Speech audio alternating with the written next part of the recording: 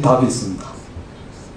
재개발 지역에 사는 세입자를 위한 임대주택을 어떻게 짓냐 하면 60제곱미터 18평 이하로 짓고, 임대아파트는 대충 어림 잡아서 전세 3천에서 4천만원, 이건 다운페이먼트로 들어가는 돈으로만 다 환산한 겁니다. 한국의 독특한 임대제도인데 이 정도가 들어갑니다. 근데 이런 주택에 못 들어가는 사람들이 여러 종류가 있습니다. 먼저 지하 세방, 반지하방에 사는 분들은 뭐 성북구역 대충 보니까 한 10%가 좀 넘는 사람들이 거기에 산다는데, 이런 분들은 뒤쪽에 있는 돈이 없어서 못 들어갑니다. 그리고 대충 평균적인, 성북구에 있는 평균적인 임대를 사는 사람들의 전세금은 한 5천만 원 이상인데, 이런 분들은 그럼 들어갈 수 있지 않느냐? 예, 들어갈 수 있습니다. 돈만 생각하면. 근데 그분들은 싼 값에 큰 주택에서, 상대적으로 면적이 넓은 주택에서 살았습니다. 그래서 60제곱미터에 못 끼어 삽니다.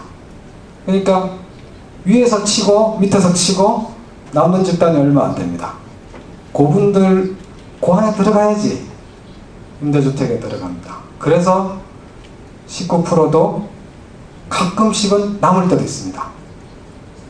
그래서 서울시는 17%라는 걸 갖다가 지금 임대주택에서 최소한 17%를 임대아파트를 세입자들을 위해서 지어라 라고 되어 있는데, 이것들을 더 줄이는 것도 가능하다 라고 생각을 해서 좀 이렇게 사업성이 안 나는 지역은 줄이도록 했습니다. 안 지어도 되게 했습니다. 상계동으로 갔습니다. 상계동은 뭐 여러가지 동네가 이렇게 여러가지 종류의 마을들이 얽혀 있습니다만, 그 중에서 제일 가난한 동네를 가보면, 희망촌을 가보면 이렇게 사십니다. 그 양반들은 뉴타운을 아무도 지정해달라고 요구를 안 했습니다. 구청이 했습니다. 이제 익숙한 얼굴들이 이렇게 보이는데, 사실 여기 좀 뺐습니다. 이명박 대통령 뺐습니다. 뉴타운은 이명박 대통령이 서울시장 할 때부터 사실 시작이 됐는데 그거 빼고, 오세훈 시장이 서울시장 후보로 있을 때 자기는 뉴타운 50곳을 더 만들겠다라고 이야기했습니다. 그 다음에 선거철이 되고요. 이게 정몽준 후보가, 그때 당시 후보가 공약을 했습니다. 뭐 자기는 서울시장으로부터 뉴타운을 갖다가 많이 지정을 하기로 약속을 받았다, 이런 공약도 하고, 그리고 이 양반은 한나라당이나 저쪽 민주당 야당입니다. 나 뭐 24, 23 이런 분들이 뉴타운 공약을 했는데, 이런 분들은 선견지명이 있는 분이다, 똑똑한 분이다, 나도 똑똑한 사람 중에 하나다 라고 이야기를 했고요. 근데 이러고 나서 사실은 어땠냐 하면, 선거 전에 오세훈 시장이 뉴타운을 몇 개 지정할 것처럼 이야기를 하다가 선거 후에 뉴타운을 이렇게 땅값이 올라가는데 못 지정 못하겠다 이렇게 발을 뺐습니다.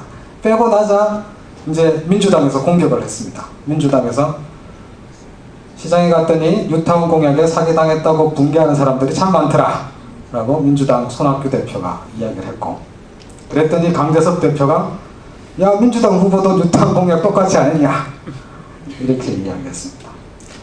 이렇게 오세훈 시장이 한 발짝 이렇게 빼자 오세훈 시장 옆에서 굉장히 웃고 계시는 홍준표 의원이 뭐라고 했냐면은, 서울시장이 뉴타운을 지정 안 하면 뉴타운 지정권을 서울시에서 뺏어서 중앙정부 국토해양부에 지정권을 주겠다, 그래서 그런 입법을 해서라도 뉴타운을 지정하겠다, 이렇게 세게 나갔습니다. 뉴타운은 정치인들이 좋아합니다. 왜냐하면 표가 몰리니까. 이건 또 한 가지 재밌는 사건인데, 서울시에서 이제 오세훈 시장도 딴 사람들이 하도 뉴타운을 이게 너무 빨리 가면 큰일 난다 라고 겁을 주니까, 그래서 무슨 계획을 만들었습니다. 자문위원단이라는 걸 만들어 가지고, 자문위원단이 처음으로 이렇게 시민들한테 설명회를 했습니다. 설명회 장 모양입니다. 주민들이 일찍부터 왔습니다. 뭔가 플래카드도 많이 걸고 굉장히 붕괴해 있습니다. 이 양반들 주장이 그랬습니다. 조합원들이 사업성을 충분하게 검토해보고 투명하게 진행해야 되는데 돈 번다 그런 속임수에 넘어가게 했다.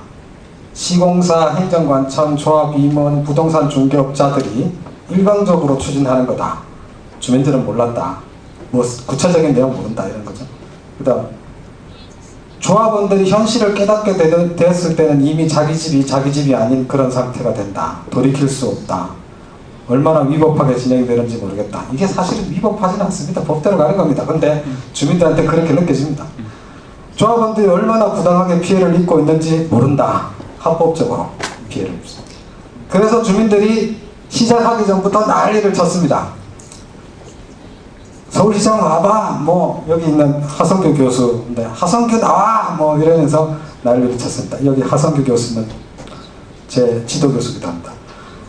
근데 이게 난리를 치니까 한 20-30분까지 이 양반들이 못 나왔습니다. 이게 나가야 되나 말아야 되나 이렇게 뒤에서 야 하지 말자 뭐 이러다가 그래도 이제 가보자 이래갖고 나갔습니다. 한 20-30분 있다가 하성규 교수님이 딱 나가서 설명을 쭉 했습니다. 아, 우리 위원회는 이런 복잡한 과정을 거쳐서 회의를 엄청나게 많이 했고 그래서 우리는 이런 안을 만들었다.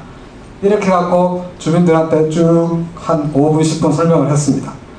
했는데 발표를 시작하기도 전에 주민들이 그 막 갑자기 손을 들면서 뭐를 얘기를 하냐면은 질문부터 받아라. 발표는 하지 마라.